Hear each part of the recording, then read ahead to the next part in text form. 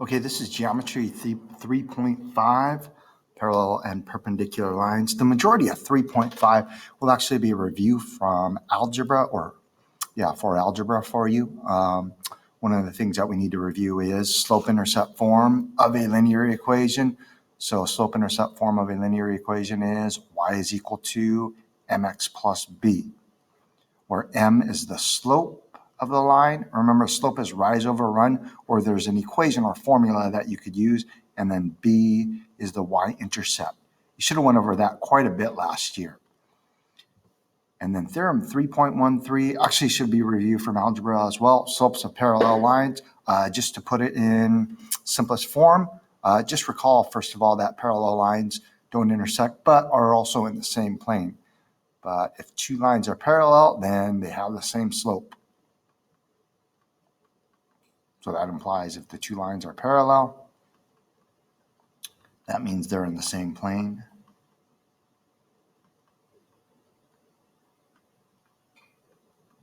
I can extend that as well. Say they have the same slope and different y-intercepts.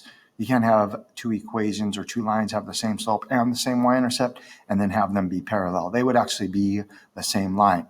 So we'll use that fact or that theorem in order to be able to write equations. Okay, for example, example 1, it says write an equation, and probably the easiest thing to do, even though it doesn't state it, is to write that equation in slope-intercept form. I could also write it in standard form, if you remember that. I could also write it in point-slope form as well. But it passes through this point, and it's parallel to y equals 4/3 x minus 5. So kind of to start building my equation, I know it's going to look like this. Y is equal to mx plus b. And really, I need to know two things: the slope, m, and the y-intercept, b.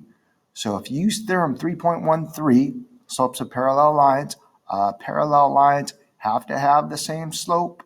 The slope of this line is 4/3. So the slope of a line parallel to it would also be 4/3. Okay, I could write it like this: the parallel slope, so parallel, there's the symbol for it, and then m is the slope, would also be 4/3. So we're kind of halfway there. As far as to be able to write the equation, I said we need the slope. We have that, 4/3. We also need the y-intercept, b. So I could start building my equation. Y is equal to 4/3 x plus b. And we need b, the y-intercept, to be able to write the equation. But here's what else we have. The line passes through this point, 2, -4. So 2 is x, -4 is y. In this equation that we're trying to write for our line, there's 4 variables, y, m, x, and b. So far I plugged in one of those 4 variables. Here are the other 2 out of the 4, 2 and -4.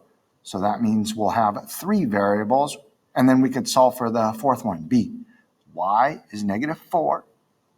That's what I have labeled here. Is equal to m times x, which is 2 or 2/1. I'm writing it as 2/1 because I'm going to need to multiply it by 4/3, and then plus b.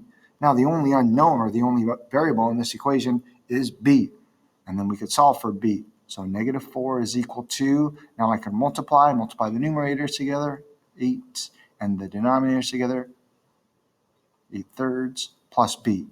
So to solve this for b, I could subtract 8/3 from each side. And if you remember with fractions, to be able to add or subtract fractions, you need a common denominator. I'm going to make the -4 -12/3. So really, I'm just multiplying both the numerator and denominator by 3 to get the common denominator. Okay, so it's -12/3 minus 8/3. So that's -20/3. I could just leave it like that, is equal to b. So we have the second part of what we needed in order to be able to write the equation. Here's the equation, or the final equation. Y is equal to, so I'm not plugging in a specific number for y. We'll go over that in a minute.